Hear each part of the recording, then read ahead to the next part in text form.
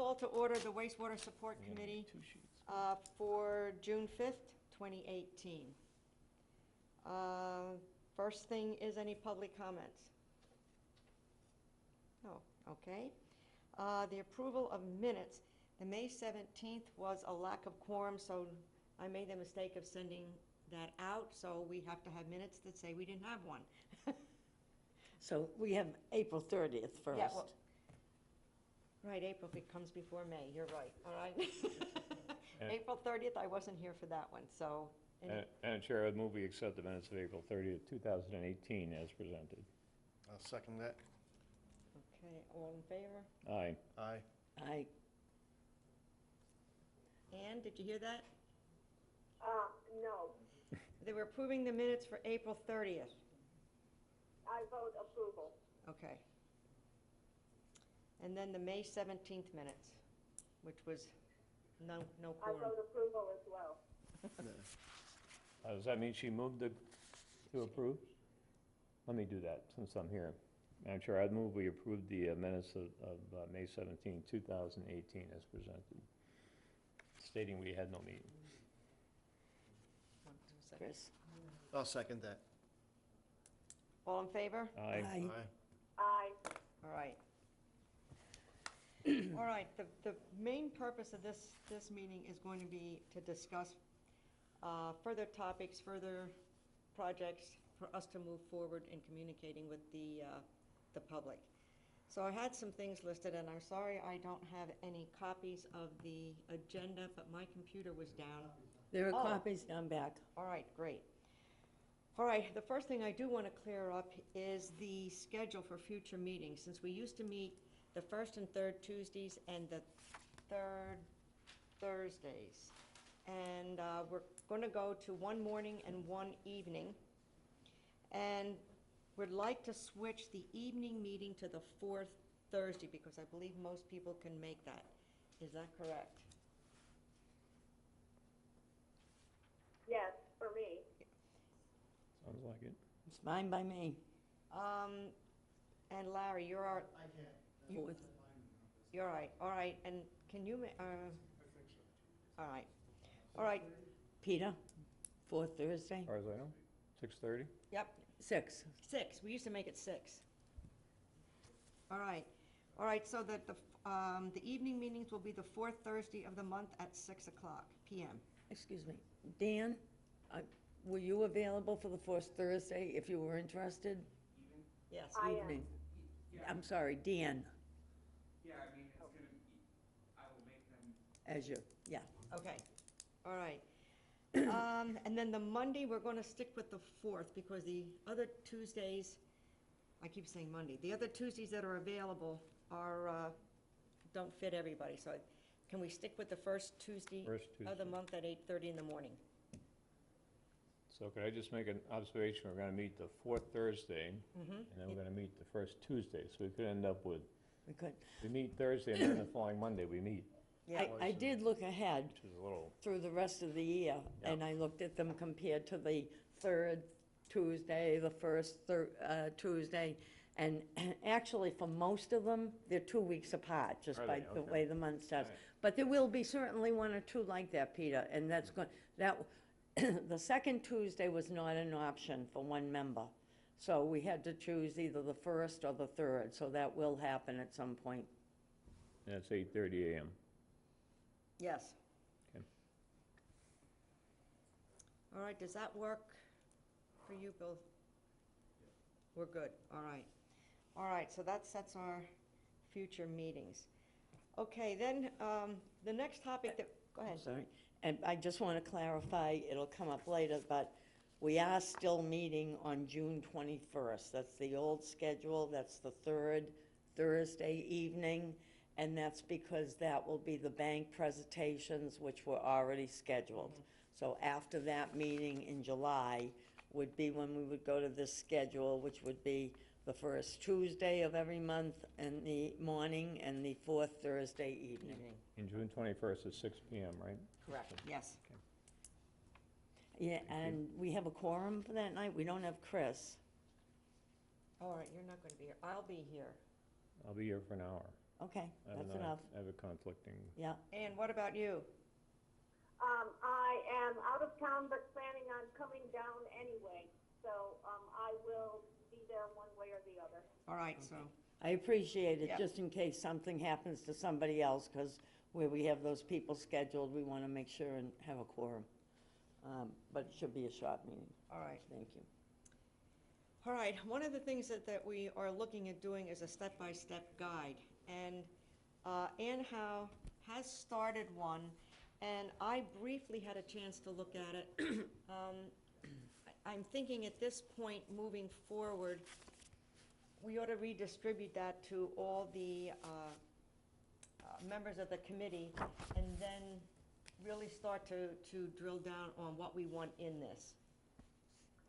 It's in the process of update. I intentionally left it in the first form that all of you got, but I've been adding information, and I want to run it by, because the information has been changing, and I wanted to run it by Megan and also Dan, and add some additional information. I plan to do that within the next 7 to 10 days, and then I will redistribute it to everyone. I have one request, and it's for you, Peter. You're the one closest to the real estate community, and I'd like to have you add the section on what do I do if I'm selling, if that's all right with you. Because there are issues that the seller needs to know, I need your judgment as to what exactly to put in to then have them go to their real estate person if they plan to sell. Does that work for you, Peter? that's fine, just, could you send me what you have now, just so I know the format you're working with? I mean, I know I reviewed something way back when, but if you could just Yes, email me and, what you have now, just focus on that section, okay? Yes, I literally will send you, resend it, and I will put it in a format.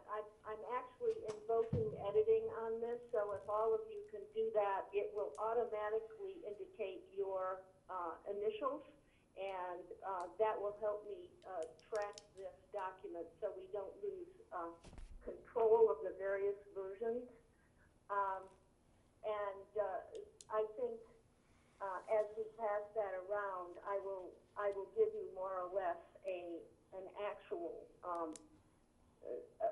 schedule and agenda for where I'm going on it, so that we don't go through the process of where is that document. I will let you know where it is in time, and I'm really looking at having something that is pretty well put together for the first week of July, and that's allowing for changes in information and ample input from everyone on the committee. Does that work with everyone? Sure. Yeah, go ahead, Ann. I mean, Noreen. Hi, Ann, it's Noreen speaking. Yes. So I'm sorry I haven't sent you any comments, but I did read through the draft from a bit back, and the content is very interesting. I also want to mention, because I'd like to talk about both at the same time, that we have a wastewater committee applicant in the audience, Val Peter, who manages the Chatham Treatment Center, and he kindly sent me a version of an introduction to a step-by-step manual as well. I didn't share it where I was very conscientious about our open meeting thing, so we don't share everything. And in both versions, I thought the content was very interesting and well-written. But what I'd like to talk about is format. And I was visualizing something more, some things that came out of previous wastewater committees, something that was more like chapter-oriented with an index, so that, I missed what you, something oriented? something more chapter-oriented. Yes, it's going to be moved to that format. Okay, let me. I Okay, so, and what I had in mind was that, we're all good at different things. When the Wastewater Implementation Advisory Committee wrote their executive summary years ago, the way we did it by areas of responsibility. You know, like I might say, Peter Hughes, you know everything about pressure grinders, everything, yeah. So write a section on pressure grinders. And somebody might say, well, Noreen, you know everything about finance. I doubt that anybody in the world would say that, but nevertheless, you know, write a section on that. And you know everything about everything. So write a section on, you know, elevations. Chris, you know everything about landscaping issues, so write a section on that. And then what we did in that committee was then at the end, one or two good writers looked at the whole document and melded it, so it, you know, appeared to come from one voice. I mean, that was what I was hoping would be our direction, would be that, bottom line, somebody could open this up. Now, I know I'm in the Seward area. I know my septic tank's out back. That's all I really know. So I might go to the thing that says, if your septic tank is out back, you know, and open that section and then find out that, well, in my case, I have 3 decisions to make by next May. I have to decide if the stub is going to be located on the left or the right of my property, or go through my unfinished basement if I have one. There'd probably be a page before that that says, if your septic tank is located in the front of your property. Probably be a lot shorter page, and then a section on finance, a section on, you know, professional engineers, a section, you know, maybe licensed utility installers might be part of that section. But we never really, as a committee, had a conversation about the format of this report. We were so busy in the spring, and you kindly said, I'll take that on, and you ran with it, which is great. But on the other hand, we never had a chance to weigh in on, you know, what the thing was actually going to look like. So I feel a little nervous about being asked to, you know, sign off and okay something that we never had a discussion about the format. The format that it was sent to you was a working format, and you're correct, we didn't discuss it, but the intent, at one of the past meetings, it was brought up, and the intent is to go to a chapter format. The reason I chose the blocks like that was in case we made it an active document online in a different format, which would allow someone who was unaware of a text format to simply put the left column as a link through. We're not doing that now, so it was really a working document, and it is going to go into a Word document with chapter headings, and the chapter headings, as you were talking about a decision tree, and the chapter headings would address that. We need to go through the overlaps in that. It's actually quite difficult to do everything within a decision tree, because so often the 3 things that somebody needs to investigate lead to 4 other things, and that's a layout issue. Right. And yes, I mean, and the reason I sent it to everybody is so that you knew where we were in the process of, and my function initially was to collect information and to validate it from people I spoke to, and that's still very much my role, and then putting it into a Word document that can be indexed and have a click-through that reflects the decision-making tree. Good. Chris? Ann, this is Chris. Hi, Chris. Good morning. This is a pretty complex issue, and to me, everybody doesn't think the way I think. Some people like to go in the front door of a problem and walk into it that way. Other people walk in the back door. Some people go through the window. Some people come down the chimney. I think I think a reader, the average citizen, should feel comfortable in entering this problem from any point of their view, so that it's a document that is really user-friendly, that we don't force the reader into following our logic, but we try to react to their logic. So I would put a strong emphasis on flexibility, on layman's language, and as many voices as possible, as Noreen said. What do you think about that? Chris, it was my intent to actually test the document before we post it with real people, quote unquote. Yes? Because I don't think, as you point out, there are so many different mindsets, and the committee itself could never unravel all of them. So I really wanted to test it with some real people to get ahead of that curve. We will never be able, we'll have an index, we'll have content, but the reality is that you'll always have some people that we won't meet their expectations. I think the best we can do is have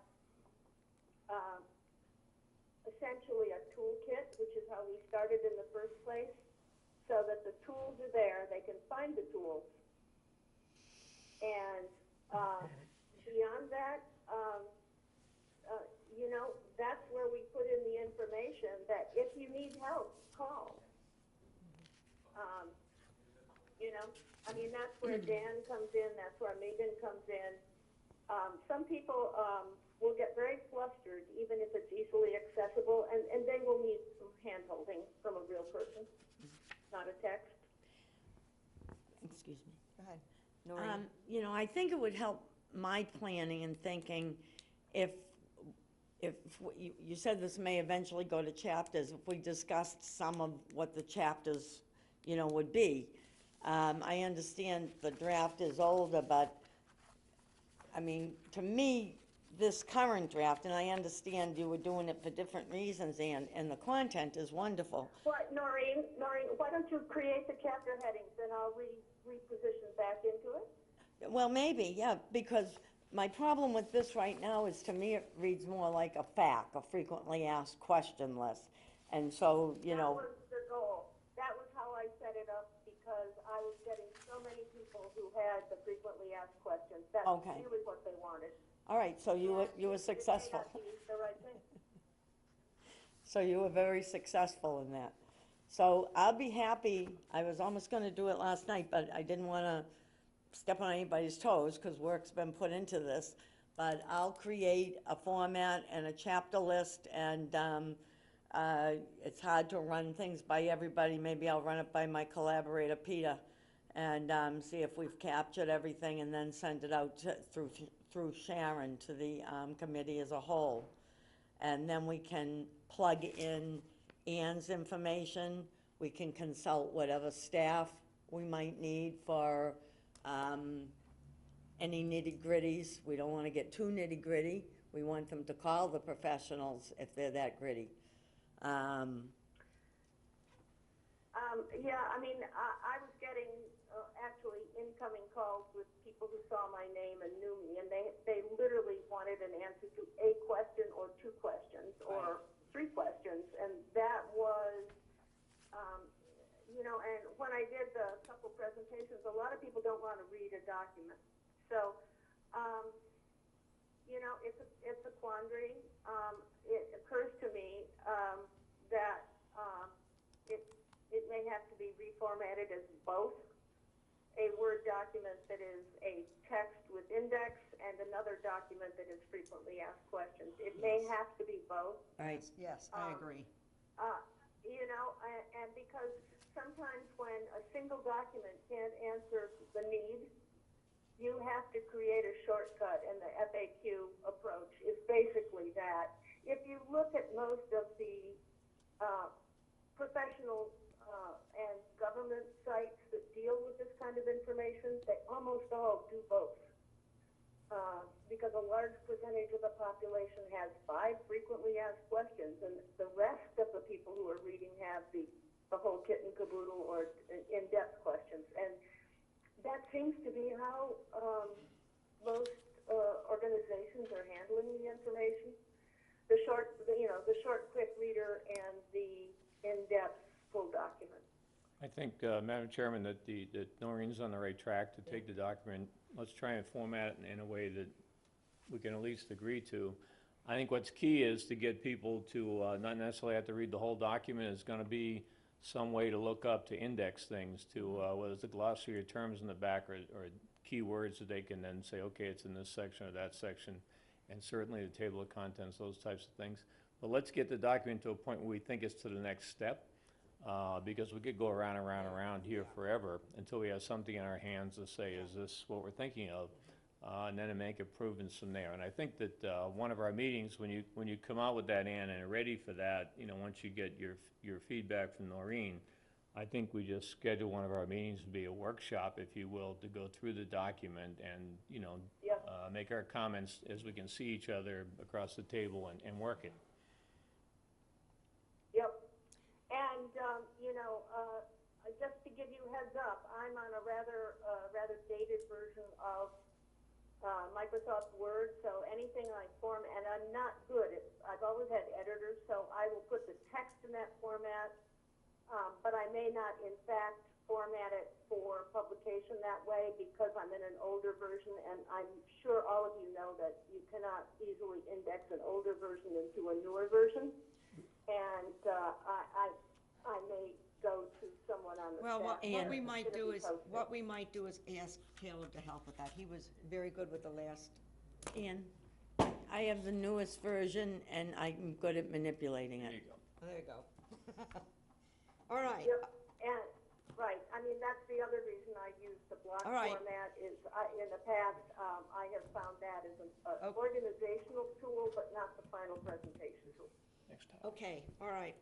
Just one last thing on that I want to bring up is, Chris had put something to me in an email, and I think it's something we should keep in mind when we're looking at this, is to what do we think the property owners need to know?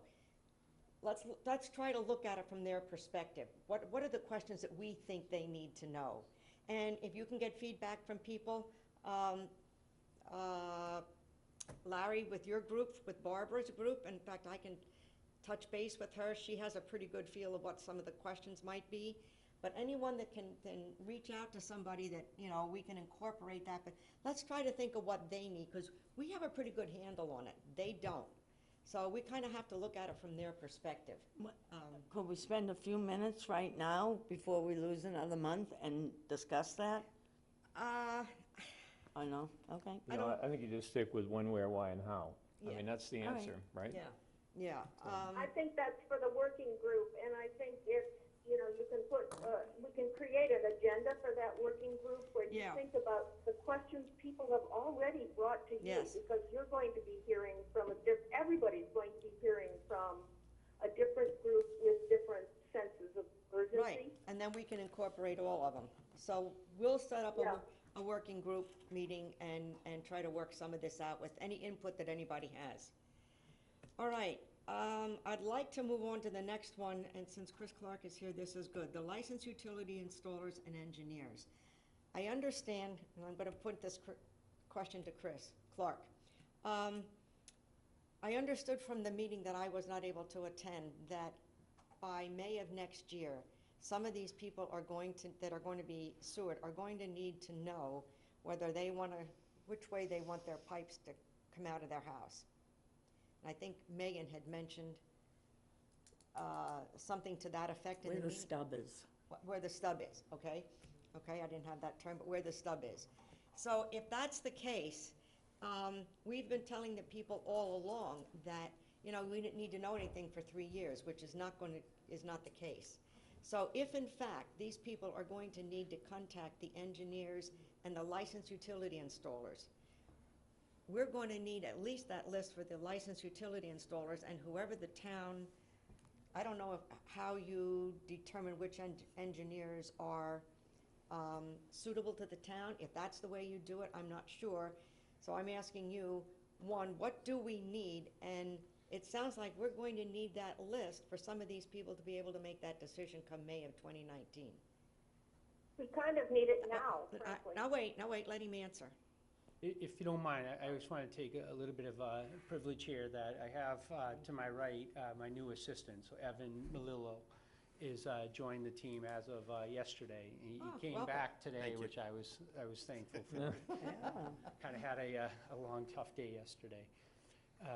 In answer to your question, we actually had a meeting, Dan and myself and Megan, last week, in which we are working through some of these issues. There are quite a few issues that have to be worked through. One of them is generating a list of the engineers that would be qualified to do it. One of the things that came out of that meeting the other day is, as I understand it, I'm going to ask Dan to correct me if I'm wrong, if you have a certain size system, then you need to have, I think it's, if it's over 1,000, yeah, why don't you come up? If it's over 1,000 gallons, then you really should have an engineer do it. For under 1,000 gallons per day, you could have a sanitarian do the design for you. And, you know, one of the things that I think people had expressed some concern about was just the cost of having an engineer do the plan. And that was kind of news to me, that we have that ability for some folks to do it. So I think Dan and Megan will be working on putting together some elements of regulations that will Board of Health most likely approve, but also they need to mirror up to what the selectmen as sewer commissioners have in their regulations, that would have a list of engineers that are capable of doing it for systems that are over 1,000? It's 2,000 gallons. And I think one of the things that we need to look at, I believe the bylaw, the regulations that we adopted right now specify professional engineer. A registered sanitarian can design a septic system up to 2,000 gallons per day. So that's well in excess of your typical residential property, right? Yeah, Dan, who would use, that mirrors your water usage. What would be the percentage? What facility would ever use more than 2,000 Stop and Shop? Commercial, I mean, it, Okay, so there's a very small amount of, right. okay. So it just opens the doors for residents to have a larger option to pick from designers. So right now, every resident has to go to a PE and What's APE? professional engineer. Okay. So if the town decided to allow registered sanitarians to also provide the sewer connection design, it would give residents a bigger option pool to pick from. Maybe get more competitive pricing or. So less than 2,000 gallons a day could use a registered sanitarian? Correct. And what is a registered sanitarian? They're credentialed through the state. They do Title V design, a lot of the So stuff. is that different than a licensed utility installer? Correct. Okay, Licensed utility installer would be the person putting the pipes in the ground. okay, Before, One designs and one constructs. okay. So what would be, if you could name a few sanitarians? I'm not familiar with the term. yeah, Speakman, for example, is a sanitarian, and they do, Who else? I don't know off the top of my head.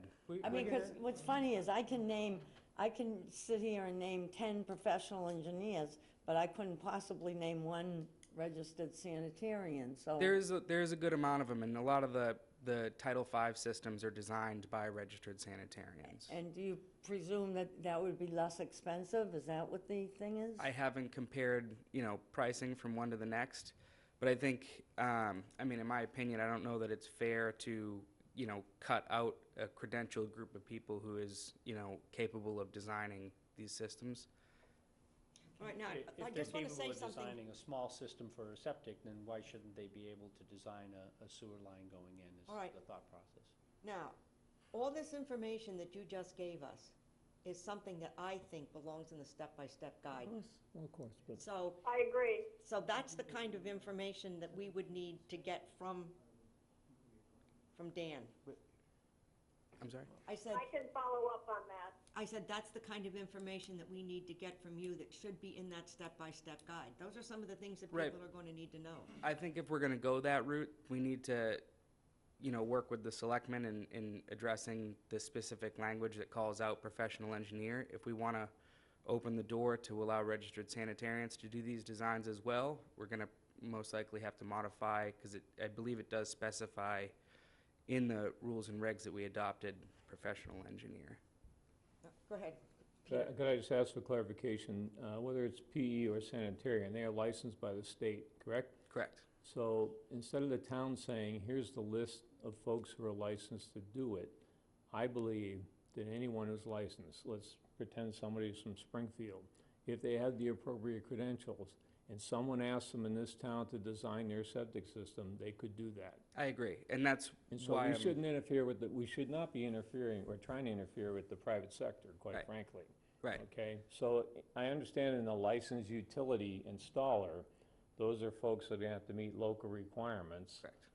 But the design of the system, in my mind, is open up to anyone who's licensed by the state in the appropriate areas. I agree, and that's my point, is that it specifically references professional engineer. So if we wanted to allow all of the people who are credentialed to design these systems, that would have to be modified. I think to the mechanics of what we're trying to do, we're having discussions to make sure we create a process for people to follow. We still have time for people to be able to do it, but we want to get on the process. Once the Board of Health has kind of vetted through and they're comfortable with it, what we're hoping to do is to then bring it to the selectmen as sewer commissioners, so we can have that regulation changed. So the idea is that we're right now promulgating or putting together these regulations that has the licensed utility installers and the people that would be qualified to do the design, and then we'll present that to the selectmen. All right, for them the only to thing, my adopt only comment formally. to this is, and I don't know how quickly you want to move on this, but we can't give these people this information in April when they have to be able to make a decision and tell somebody something in May. So what I'm saying is, this type of information ought to be put together and vetted. I'm thinking like by January, February, something like that, that people have a chance to reach out to the different Early. people that they know. I think we'll be well in advance of that. I think we could probably accomplish that this summer. I know that we're working to kind of look at that. We'll put that together and have that well in advance. so All right, people now, have it. to that question, is that information going to be relayed back to this committee that we can incorporate it in what we're doing? Not that we're going to be duplicating something and then Everything. the town's administrator's office comes out with something and we're kind of left holding a bag. I don't want to get caught in that. So it's got to be a coordinated effort. Yeah, the process needs to be that the professionals have to look, come up with a system that makes sense that we can actually implement, recommend, because we don't promulgate regulations. It's up to the selectmen and up to the Board of Health to promulgate those regulations. Vet those proposals with those boards, and once the board signs off, and all of that process is going to be public when it goes in front of the boards. The making the sausage behind the scenes of who's a sanitarian, who's not, and how do you do that, that's going to be done by staff and then present to the, I mean, if there was no licensed, sanitarians, it doesn't make sense to include that in the regulations. Right. So it's that kind of stuff that we're looking at. How many are Right. there? How many are interested in doing it?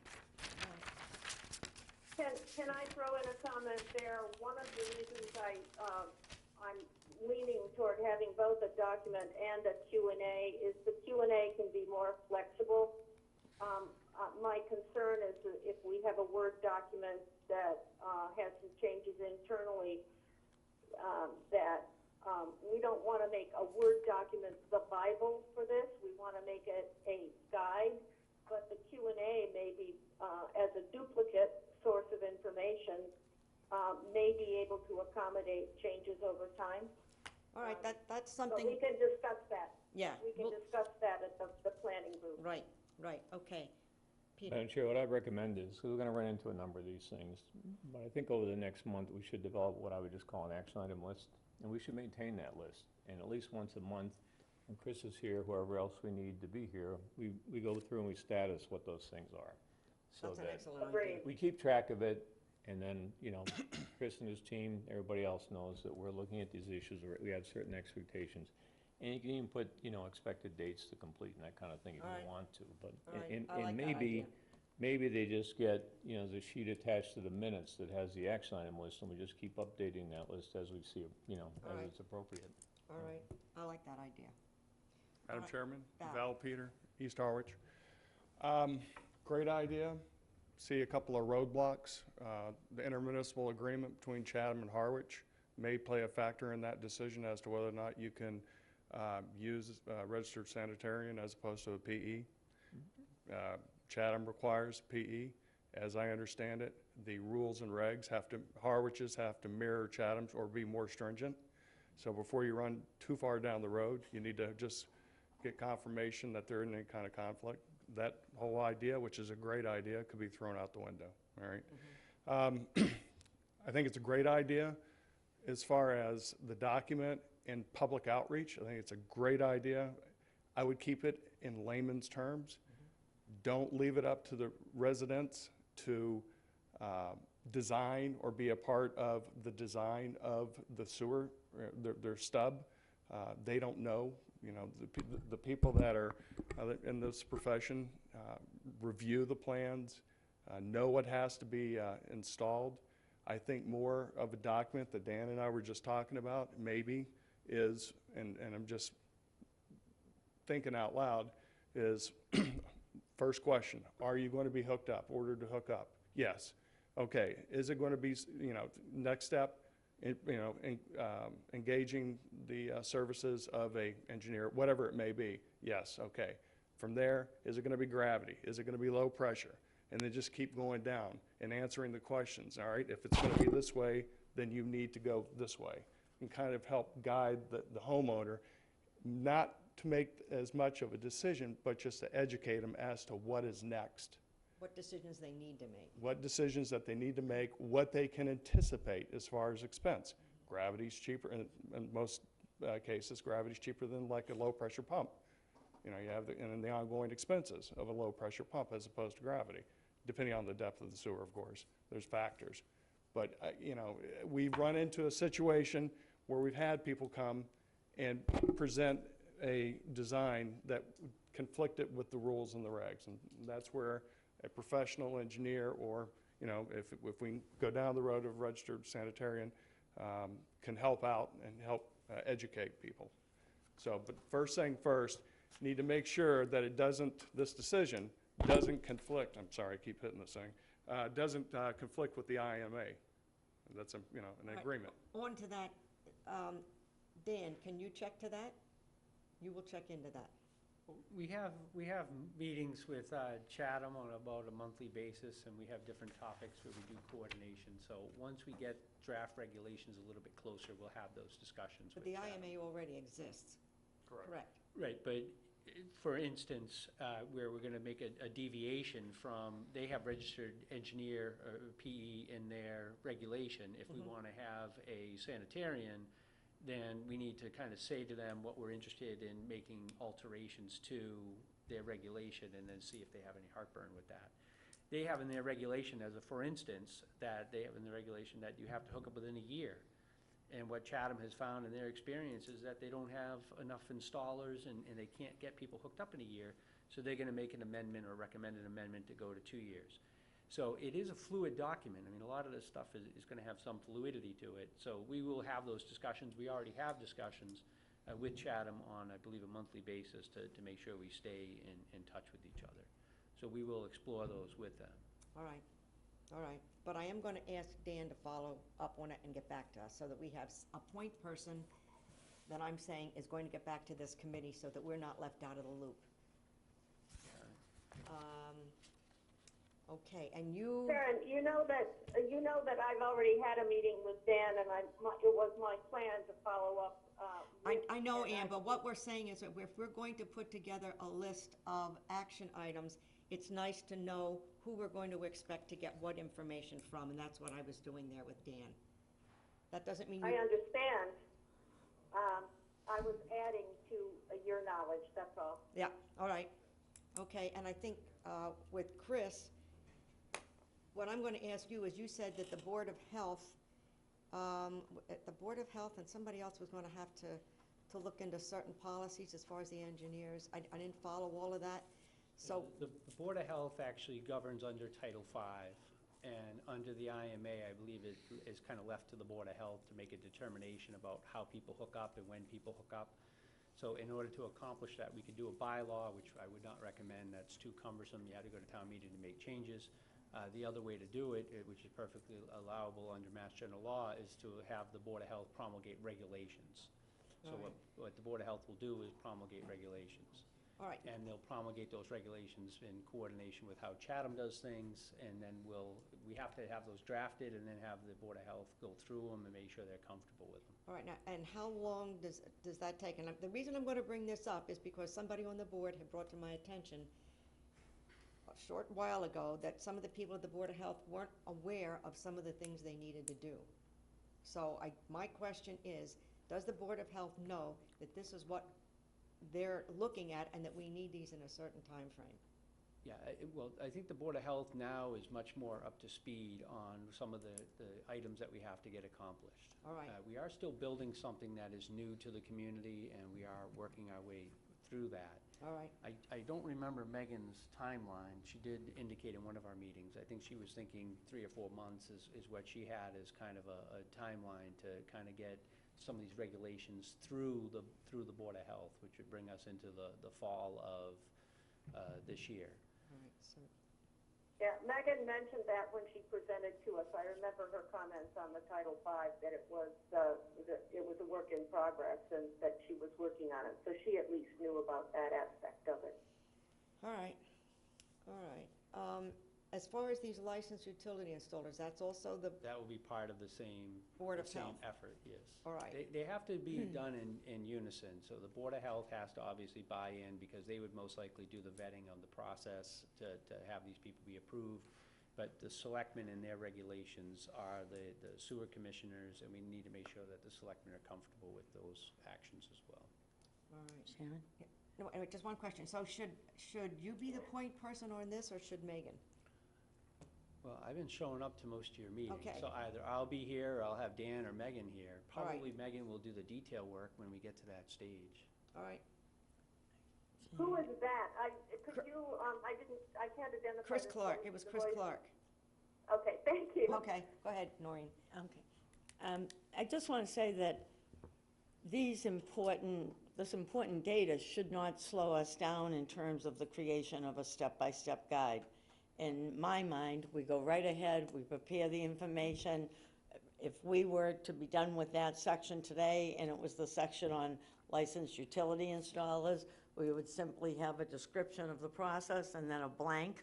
And then as soon as they vote it in and approve it, we'll insert the blank, and then we'd be ready to distribute. But we shouldn't, I feel we shouldn't wait on that information. Correct. That's the Board of Selectmen's job. So we should be going ahead and ready to plug those things in as they get voted. Good. All right, any more on this subject? All right. I want to move on to the next one, is meetings with businesses to be affected by the sewering. We had meetings before with a lot of the people, the town people.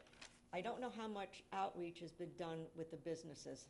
And something came back to me with somebody that's building currently on, is that 134, 137, the one near Stop and Shop? 137. 137, all right. That he wasn't aware, he knows that there was sewing going in, and he's not aware of what's going on, all right?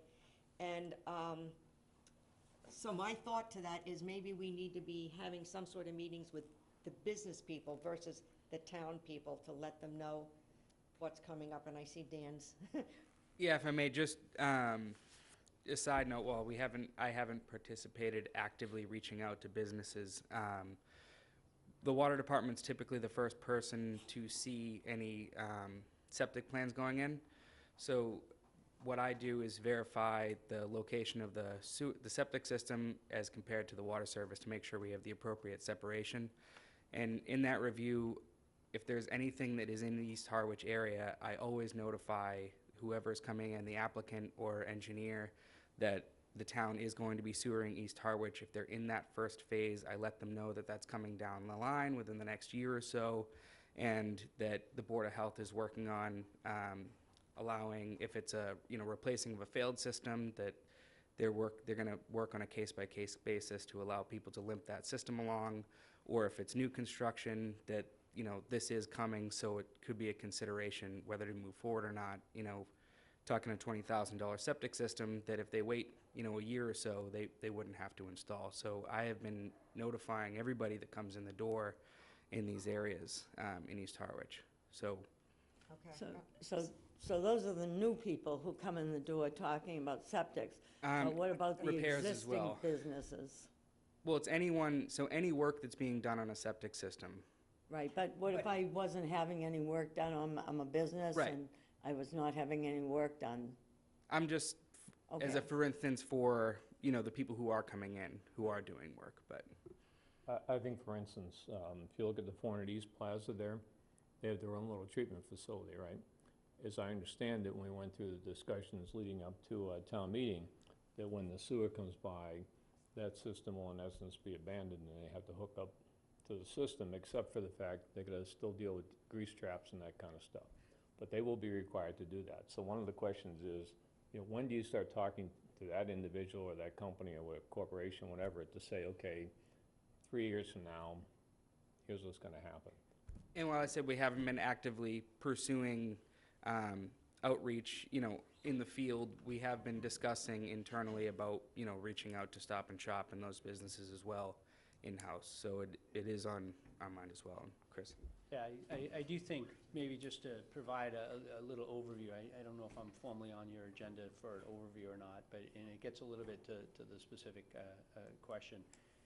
I think where we are right now is CDM is working on finalizing the plans. So you'll see over the next couple months that the plans on the actual sewer will be finalized. I have been provided with the 6 properties, or 6 locations that we are considering a pump station. I now have where those are. I will be reaching out personally probably in the next week or so to sit down and start to begin discussions with those folks. So I anticipate in June and July that the final design will be completed.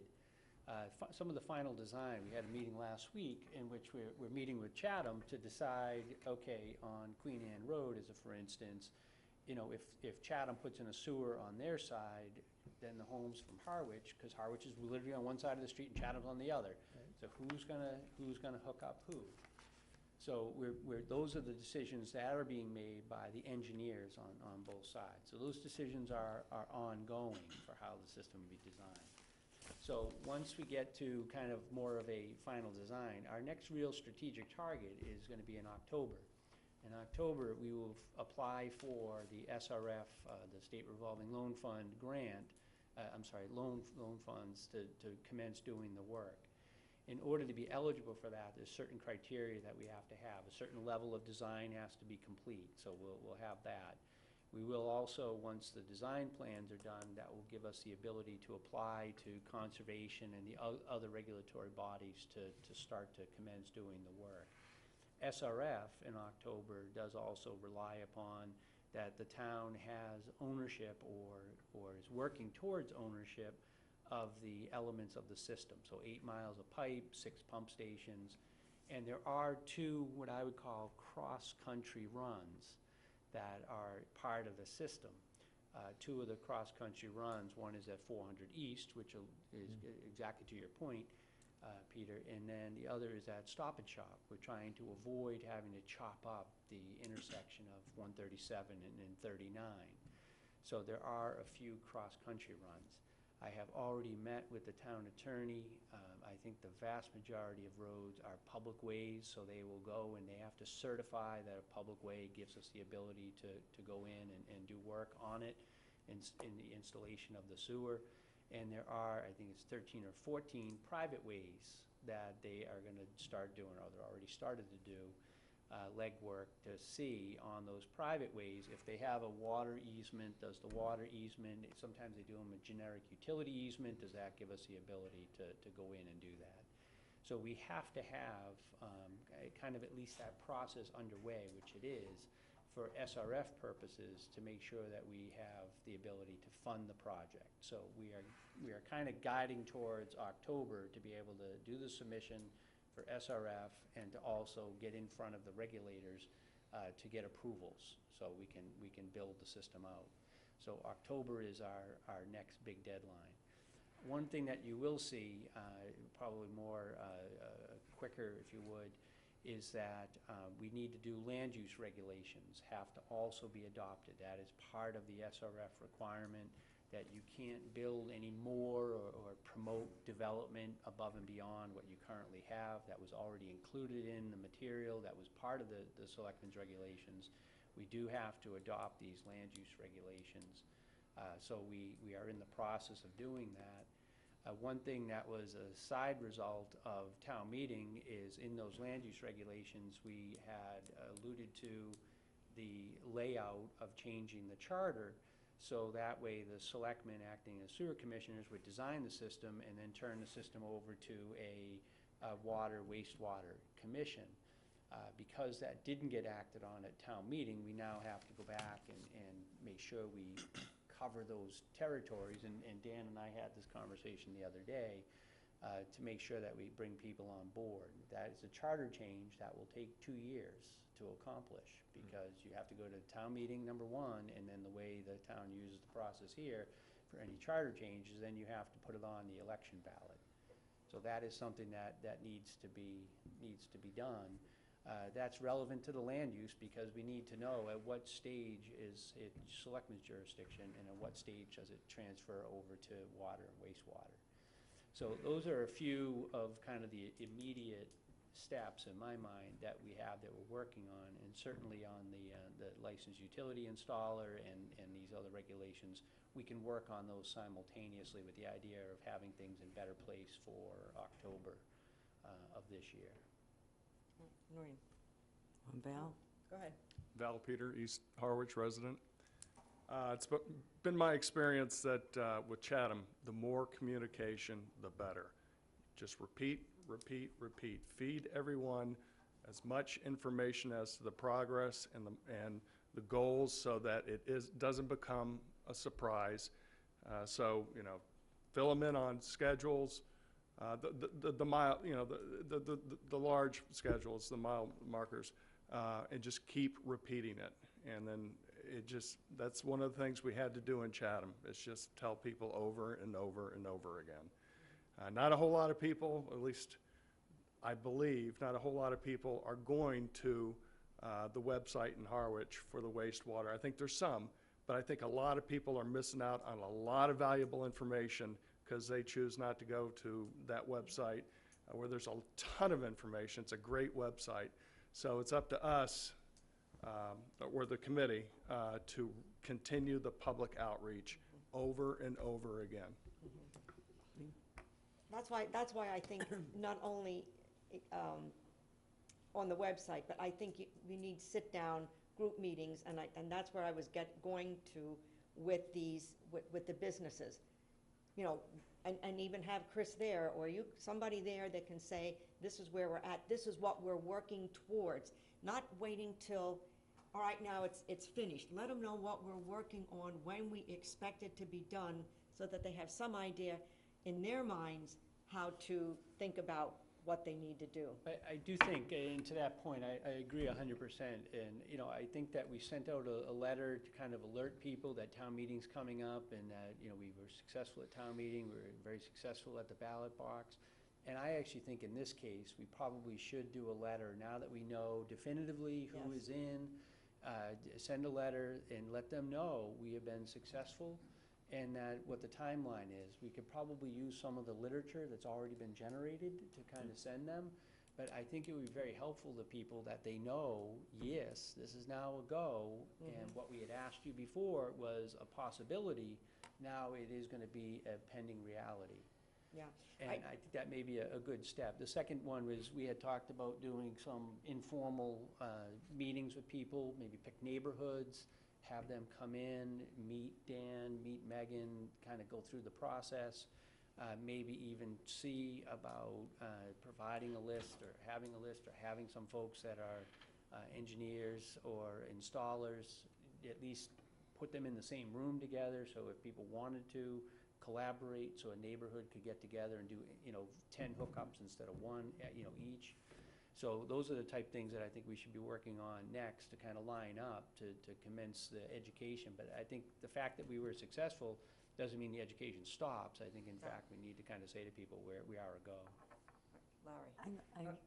What? Yeah, I'm gonna Go ahead. cut Larry off because I let Val go, so. All right, go ahead. One quick question, and then to where you were on the overview, Chris. I noticed you mentioned the pump stations have been pretty much selected. The locations, approximate locations. And I did notice in one of the department reports that the assessor mentioned that she had created a butters list for Phase 2 wastewater. That was the line. Would that, I didn't know what that was about. Would that be for the pump stations, or is that for something else? That was for all the properties. We need to provide notice to the properties, so we did, property owners. When the surveyors go out to look at properties, we did an abutters list. So we've actually generated 2 abutters lists in the last year to make sure we have all the properties that are gonna be sewered. But that's why Okay. she just generated a butters list. on So it was behalf of not the specific to engineer. the pump stations? Not specific to the pump station. All right. The pump station folks Okay. just, Yeah. I'm All gonna right. call them and they That's will get a fine. personal contact from me. Yeah, that's fine. Okay, so I just wanted, without going on too long, but, you know, the overview you gave as project manager is great, and October is the, you know, key date and everything else. But if I'm a homeowner, particularly one that goes to Florida in the winter, I can't wait till October. You know, I mean, I'm just reminding this committee that our current charge is outreach, you know, and if I have to decide, if my septic's in the backyard, and I have to decide if you're gonna cut through my driveway, my deck, my rose garden, or whatever, or through my cellar, you know, I've gotta start thinking about that a lot sooner than like next November, especially if I'm going to Florida. So I think our focus has to remain on the step-by-step guide to have something ready by the end of the summer, even if it has gaps. October for this committee, I don't think is a focus. Go ahead, Peter, then I have a My question. understanding was, you know, from Chris Young, was that, or Dave Young, Dave I'm Young. sorry, yeah. As the design gets finalized, that they're actually gonna notify each of the property owners of where, at least in the design, the connection point is. And if they wanna have a discussion about, I don't want it on that side of my driveway, I want it over here, that would be happening. So it's my expectation that our engineers are gonna be contacting these folks directly to tell them specifically where that connection point is. And in fact, he even talked about marking them, if I remember correctly, with some special tag or something. And then, I'm just guessing, but in 92% of the cases, people be great, that's where it is. And the other 8 or so will say, well, okay, but I'd rather have it over here.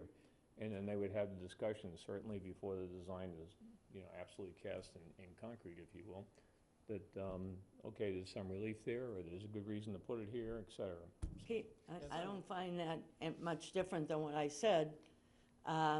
You know, if in May, the engineering firm is gonna say, well, we were thinking about putting it here, and you say, no, I'd rather have it here, still the thought process to me about the driveway versus the deck versus the rose bush has to have gone on, so I don't find I any. think what he's What I- getting at, if I'm understanding, and I do want to clarify that, so we're saying that Dave Young, his firm, is going to contact the individual people that are going to be sewered. That was my understanding. Yes. Yeah, All right. that's always been Okay. part of the process. All right. Once it goes by the street, then, you know, once the pipe is designed in the street, there will be a point in the process in which somebody from, a inspector from CDM will contact. I think I mentioned, when you get a postcard and it says, you know, CDM or Town of Harwich, and we want to talk to you about the sewer, don't throw it away, because then we have to make an assumption for where that lateral is going to be in the street.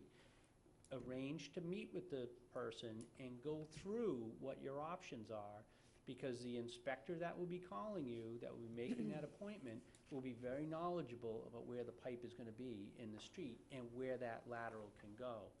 To, I think, Noreen's point, that, you know, we've been constantly in motion, continuing to move. And people that have the septic system, the vast majority are gonna plug into their septic system. So Megan, at her own initiative, has started to take I think it's 650, I don't remember the exact number, but it's approximately 650 properties. And we're trying to scan and have those online and available for those 650 homeowners. So if you're not sure where your septic system is, if you're not sure where your No, I piping know is, that we are making progress, a lot of progress on. So we hopefully will have that, available for people, and they can come in and see that. No, and wait, I've got a question there. All right, you said you want to, there's like postcards going to be going out. And some of these people aren't going to live here in Harwich. And even the ones that do, what mechanism are we going to have to track whether or not they actually get that notice? So we can't, we're going to say, well, we sent you a postcard. They're going to say, well, I never got it.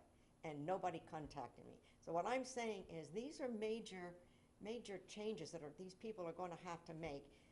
I think we need to make sure that they're getting the information that, okay, somebody's going to contact you, you have to make a decision and get back to them. And my concern is a postcard, I don't know is going to be the answer to that, particularly for people that don't live in Harwich, Yeah, full-time, year-round. I do think to that end, if somebody wants to be proactive, there's nothing that prevents them now from getting a hold of Dan or getting a hold of Megan, finding their tie card, where they're connected in, and going through some of that. Because you don't need to be an engineer. If you see the pipe is gonna be on Main Street, or, the street in front of you, and my house has the septic system is in towards the front yard, that I wanna go to the straightest shot. Some simple decisions can be made through education, and some of those tools are available to people now. That's kind of why I was saying about those plans on the septic. And why is the septic relevant? Again, if you're not gonna make changes in your house, and you're just gonna go to your splitter box, or whatever they call it, distribution box, and from the distribution box, you're gonna go off of there. So you're not going from your house, you're really going from that distribution box. You could start making those decisions. All right, but what I'm getting at is the people that are going to need to do this. We had somebody stand up there during the meeting and say, basically, she was unfamiliar with what was going on. She was here at our meeting, she was at the other meeting. What I'm saying is, these people that haven't been aware, haven't really been paying attention, need to be notified, I'm assuming via the letter from Dave Young's group, that will say, specifically to that person, a letter, you are going to be sewered, all right? You will need to make these decisions, and you can't wait until the end of, May, when they're going to have it, particularly the first group of people that are going to be sewered. So I guess my question is, going back, when that type of letter is going to go out, that these people are going to know in enough time to contact somebody or make a decision, not at the last minute. So that's, So, do you have a comment to that? yeah, Go a ahead. couple. So, as Chris alluded, CDM is going to be sending out a document that's going to allow people to locate where on their property they want their stub to be. It's my understanding as well that if you get a number of people who just don't return it, there's going to be a resident engineer on site every day overseeing the work, and it would be my assumption that they would be knocking on doors if they don't have that information as well. To Peter's point, and some of the public meetings that I've attended, people are saying, I don't know what to do, and we've tried to say, this is where your septic is. Megan and myself have volunteered as well when these letters go out to hold workshops, in the evening for some of the neighborhoods where people are confused or don't know how to fill that document out. They would be able to come in and sit down with Megan and myself and go through where their septic system is, where their water service is, what the best route for their property may be. So I proposed that at the last public meeting in East Harwich, and I know as we move forward in this process that, I'd like to obviously advertise that more. At this point, we don't have a contract signed. We don't know when they're going to start digging, but we'll be in communication with CDM, so when those letters go out, we'll also send out supplemental, letters or public outreach to get that message out to people so that we can make sure that everybody's comfortable with what's going on and where their stub's going to be, so. All right. I know we're beating this up, but we've been telling people for months that they should, to do this properly, to do this the best way possibly for their property, in terms of looks and in terms of money, they should get a professional engineer. That's not the same as, even though you're very generous, Dan, to say we should meet with you and find out where the water thing is, look up our own septic thing, so which is it? I mean, it seems to me it's both. So the, It seems to me the proactive people are gonna get a professional engineer, have a plan, so come spring or whenever, they'll be ready to say, this is where I want my stub located. But then there'll be another group of people who won't have done that. They'll get the card in the mail, and they may avail themselves of the services of you or the CDM inspector passing by and whoever else. But I don't think we can wait completely. We've got to guide people who want to be proactive through the professional engineer process. right, and there's two steps to this process. You know, what the regulations mandate is that they employ a professional engineer to design Right. from the home to the property line. So the stub connection is gonna, you know, come before that. And while if someone wants to be proactive, they could certainly reach out to an engineer now, and Right. they could look at their property and, you know, try to make that decision together. You know, engineers' time costs money. If someone wants to save a couple bucks and come in Except they can't set the elevation at the connection because they don't know where it is. right, They but don't know they're where not the pipe gonna- in the street is. So, I Right. mean, it's chicken versus egg. and you can't, right, and the engineer's not gonna be able to design the other part of the, you know, the sewer service until they get an invert elevation on the stub. So it's, Okay, Chris? I do think, just, you know, one of the things, and Noreen, I think this is a great point. I very much think about when, I think it was Bridgewater State did a survey in Harwich 8 or 9 years ago, whatever, and they found that 80% of the people in Harwich thought they already had sewer. So we have a learning curve. And when I say about making those initial, you know, contacts, it's not about having them design the system, it's just educating them to, I have a septic system, I have to pump it, and now it's gonna be changing. So when I talk about, we have these online, you know, you should be able to go to your house address, look it up, and see where your system is. It's about just doing rudimentary education. In terms of the earlier point, you know, we've already sent out letters to 850 homes approximately that we were trying to cover that area. I think we should send out a more targeted email, not email, a letter Later on the agenda. to the Yeah. 650 and say, the project is moving forward, here's the area, and here's a few crucial steps. And again, link them to the website, link them to your frequently asked questions. So I think doing that letter, and, you know, quite honestly, I mean, and I've been doing this a long time, we could have 4 or 5 points that they get, individual letters to their house. We could have front page stories for the last, you know, 10 of them, and we're still gonna end up with 10% of the people saying, I've never heard anything. Yeah. So, I mean, it's the reality of, I don't know, modern life, whatever you wanna call it. So I just wanna make sure that we don't, we could do what we can do to try to educate people. Will we get everyone? No. So I just, we'll deal with it as we deal with it. I would also think, and maybe I'm wrong, when David Young is here, when they're going through this whole process, I gotta believe with those 600 plus, you know, hookups, if you will, or residences, et cetera, that they're gonna keep a spreadsheet that says, okay, we sent postcards to these people, we talked to these people, well, we haven't heard from this person. And in the end, they're gonna have 35 that nobody's ever heard of, that someone has to go figure out where they are, make sure they're contacted. Now, I would assume that any correspondence gets sent to them, to their tax record, if you will, the assessor's database, that says, here's where the tax bill goes, because they're paying their taxes. And that's where this information should go, I think, because that's where they're collecting their stuff somehow, some way. But there will be a few, and we'll, all of us, do the best we can, but I think there needs to be, with CDM Smith, some sort of record or tracking system that says, oh yeah, we talked to that guy on this date or whatever. And I'm sure they'll do that.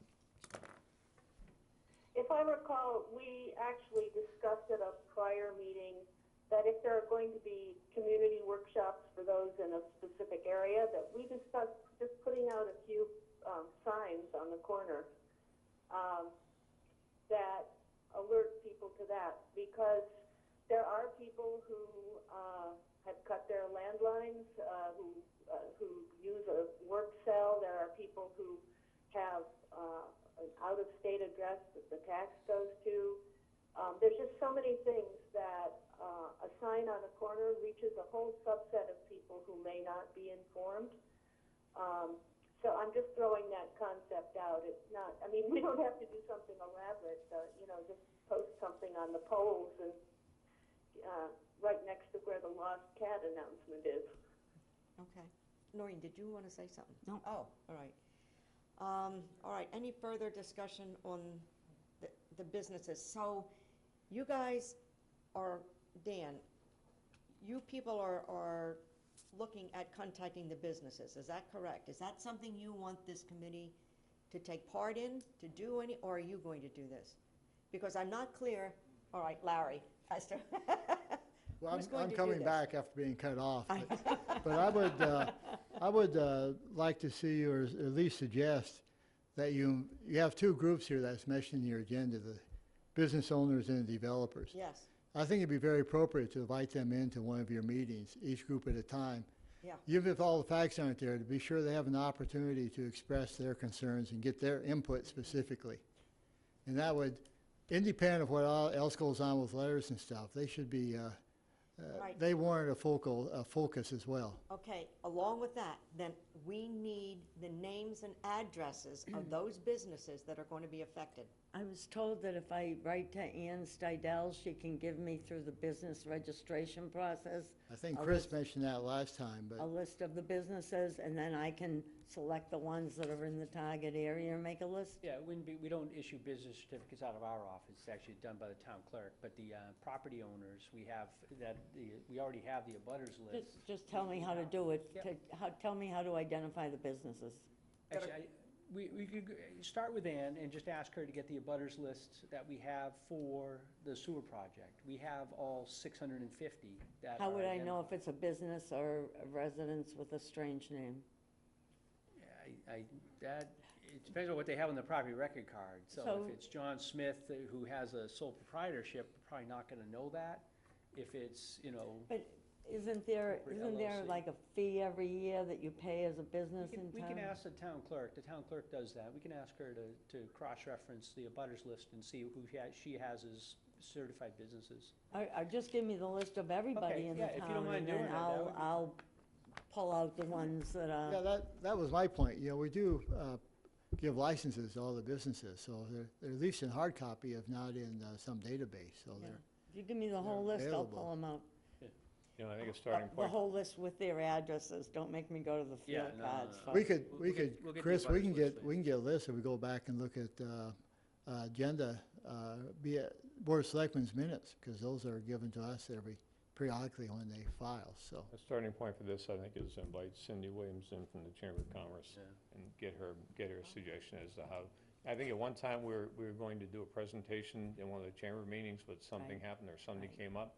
But that's something much like the realtors, that, like every 3 months or 6 months, we should be Right. before a group like that and, spread that information. We should have information down at the chamber booth, for instance, some of the materials that are here, maybe we do, I don't know. But that's a great resource for us to try and keep the communication going, especially with the business community, so that's what I'd do. And I mentioned to Peter on that note, on the Realtor's note, that I had been breaking down the private roads, and a real estate company, a specific real estate company owns a great many of them on the private roads. I did not have time to examine all of the roads. Peter explained to me that that's a company that buys houses and rents them. Or builds them and runs them. Builds them and rents them, Davenport, public record. And so, knowing that they have, that many on the private roads, I'll extrapolate to say they might have a lot on the town-owned roads, but that almost seems like one that would warrant a special meeting as well. Yeah, conceivably. There's 14 private roads, and we should see what we're in for. I'd like to see what they come 15. back with. KP is already doing the review, and they'll flag if there's any significant issues that we need to address. Right. One thing that, just for homeowners to make sure that we understand, or they understand, most of our work will be done in the public way, so Right, we will yeah. not need, You know, but we will need temporary easements in some cases, Right, in certain areas. My direction was more in going again to the left, right, or through the middle. If you've got somebody that's got 60 properties, I'd rather have one conversation with them about their 60 properties and the stub location. Oh, I got you. That's, I got you. stub location was with. Now, I don't know if you were alluding to this. My thought was, what about the developers like Davenport and Eastward that have lots? They're not built on yet. All right. Yeah, What happens with them? Is that, I mean, they have the same process. That's a Same great thing. question. I want to say 70 for some reason sticks in my head, that there's 70 vacant parcels I right think that was now. a lot, yes. And, you know, that's gonna be one where if you have somebody that owns a parcel and they're out in whatever, Florida, Utah, wherever they are, they may not care. And, you know, in that circumstance, we'll do the best efforts we can to get out there. And then the engineer will use the most common sense they can. I mean, obviously you have side setbacks. I mean, you're not gonna put it right on the property line. There are certain things that they'll put it where they believe a house can go, but we're not gonna be designing properties for people to, you know, guess where it is. I mean, we have to have some information. But people need to participate in the process, or we'll do the best educated guess we can.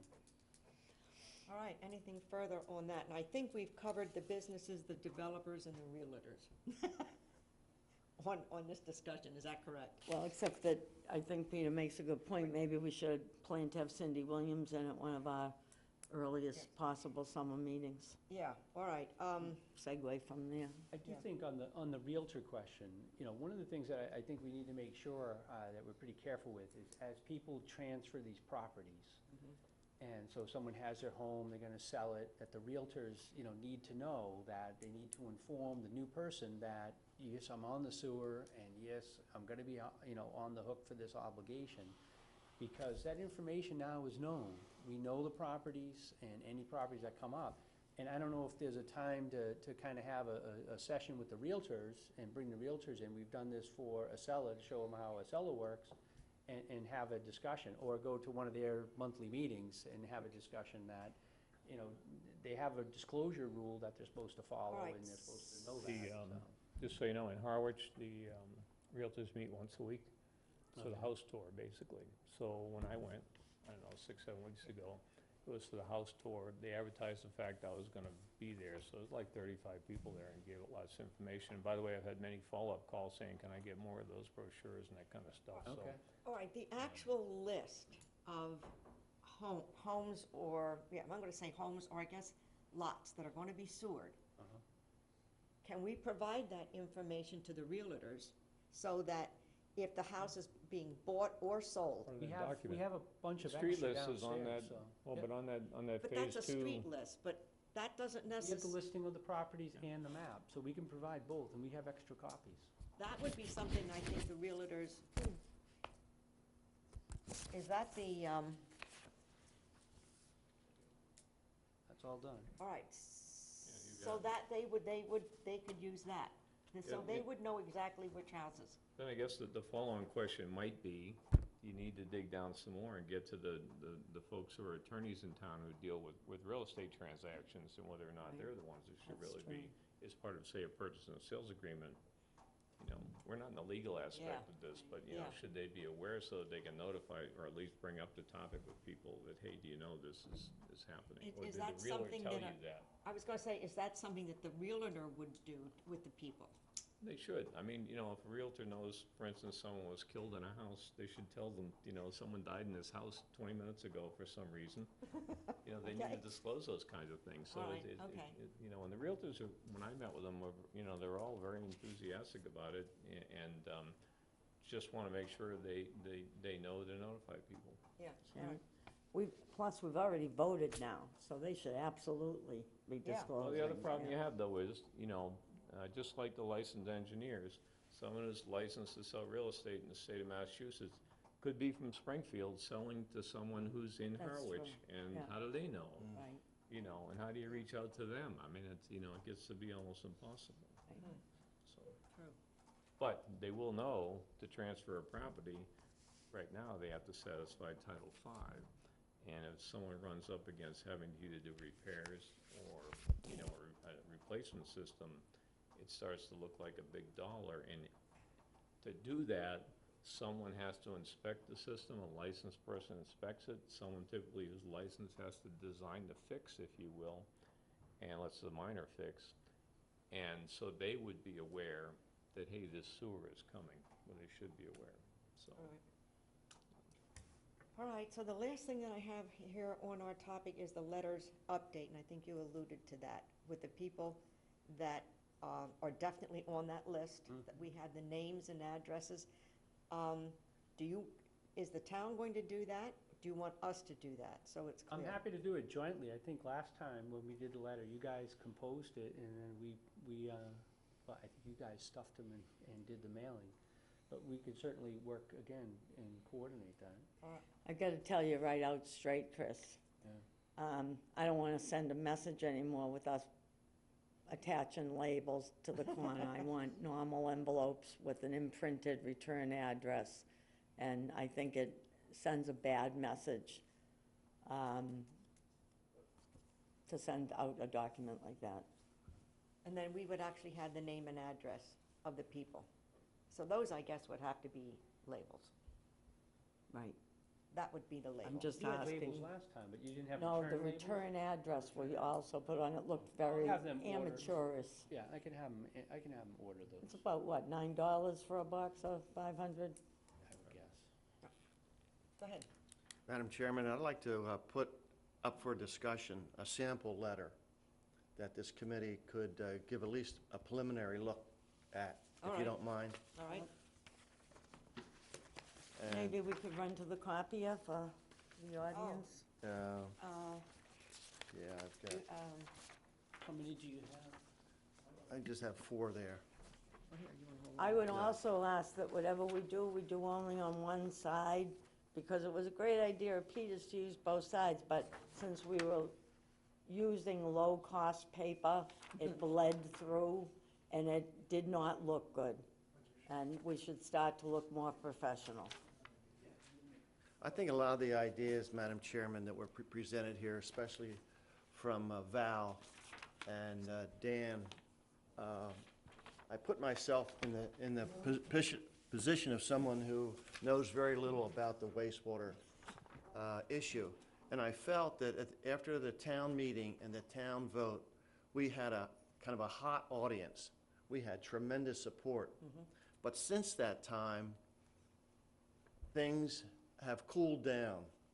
As the Boston Red Sox get hotter and the temperature goes up, people put this out of their mind, and I think, and this is my bias, Chris and Larry, that I would like to see us be a little more proactive and kind of force the issue that we make this a sense of urgency and immediacy in terms of getting the word out. And I know October is important, but I think we've got to do a lot more, Madam Chairman, as a committee, to do this sooner rather than later. I don't mean September, I don't mean August, I mean Now, now. yeah, Thank you for your consideration. all right. Having not read this all, my only thought would be some of the information that Chris had, I think would be well put in this type of letter. I think some of the materials that we had as handouts at town meeting are probably still pretty relevant. Well, obviously it is, because you took out of that. But if you guys want to take a stab at doing a letter, congratulations, the town has successfully voted and we're moving forward. Yeah. I got to tell you, I think a lot of people, at least some of the inquiries I've had, people are very excited. I'm a little concerned that some people are going to say, well, now I'm hooked up to the sewer, so I can now tear down my single-bedroom house and put up a mansion. So there is going to be an element of that, and I think that land use regulation and just letting people know that what's in place as of July of 16, I think, is still going to be the guiding principle for the amount of material you can send into the sewer system. Yeah, my point would be, if somebody is going to be on the sewer, like Val, we need to grab him by the lapels and say, this is what's going to be happening, and you should be starting to think about these things. Yeah. Megan, on the other hand, she's not going to be sewered. She doesn't get much of our attention as a committee over the next couple of weeks. But Val is in the center of a bullseye in terms of public outreach. And I also think a lot of the people that are only here seasonally are here now, or will be very shortly. So to have this letter go out as soon as possible makes more sense than to try to send it to Florida at some point in September or I October. was thinking next week or two, have Yeah. something out. I think that makes a lot of sense. All right, so, with this, any comments? Yeah. Go ahead. Comments. I don't know if you want Larry Oh, first or Larry, me. go ahead. There you go, Larry. This is a tough group to get a point in. To follow Chris's comment, I fully agree. We have momentum behind us after town meeting, and even though we're going into Red Sox territory, we need to move ahead. And I have asked Julie to put it on Monday night's agenda meeting. So we, as a board, I want to bring up what our action plans are, specifically to communicate the progress, what our next steps are, so we do what you guys are talking about, but we also look at this as keeping momentum going and keeping in front of our actions, in front of the attention of the board and everyone else. So I agree with that. And there are some critical steps we need to be thinking about now. And that is, not only what your committee's doing, that's important, but also, are we comfortable with our organization and getting the communications out in terms of the planning? And I think that's the board activity we should be discussing and keeping this momentum going. We can't wait because people completely lose attention. Okay, Go ahead. all right, I was done, Peter. Okay, so, with the time frame, it's hard to read and critique at the same time, but I'm just gonna stab at a couple of things. So I'm assuming that we would agree that this would go to the properties that are going to actually be sewered, not the 850 broader range. All right, so we're in agreement of that. So then, Chris, since you prepared this draft, why would we have to tell people to confirm that you're in the sewer area?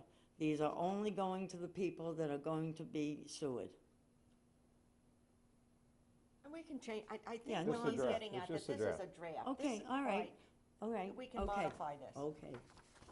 All right, so I have a different question, and I'm so glad Dan is here. I wouldn't want to see this go out, because I've always had a problem with these numbers. So the last thing, I was disappointed to see them repeated on the April brochures.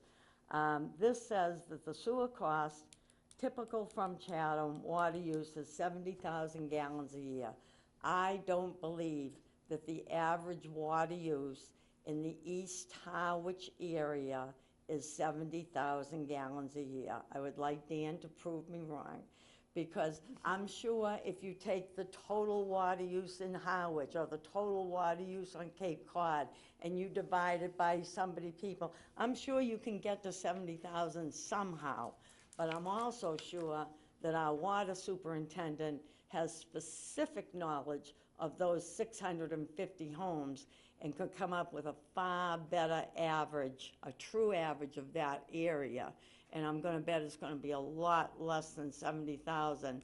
And I also wouldn't really want to see the volume skewed by like a Stop and Shop or something like that. And I'm sure the water department could carve out some of those extremely high-end, unusual places so as not to skew the water uses up.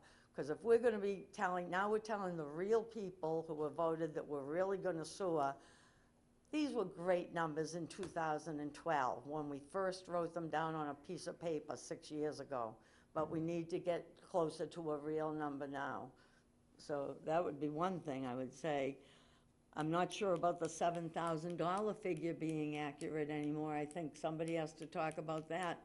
Is that a true average anymore? I'm not sure. Is it 9,000? Before we just automatically regenerate these things. And the $150 tax rate, I thought it went up to 400 in the second and third years, Chris. I'll relook at it. Yeah, Yeah, I haven't looked at that one. But at any rate, so this whole chart, I would like to see. All right, I just have one quick question. All right, this would also be going out to businesses, so this doesn't apply at all to the businesses. Why not? mean, I think these all the numbers. components certainly apply to the Right. business, apply to the businesses. If they know that their assessed value is $1.3 million, then they know that, they have to take a multiple of what they're shown here.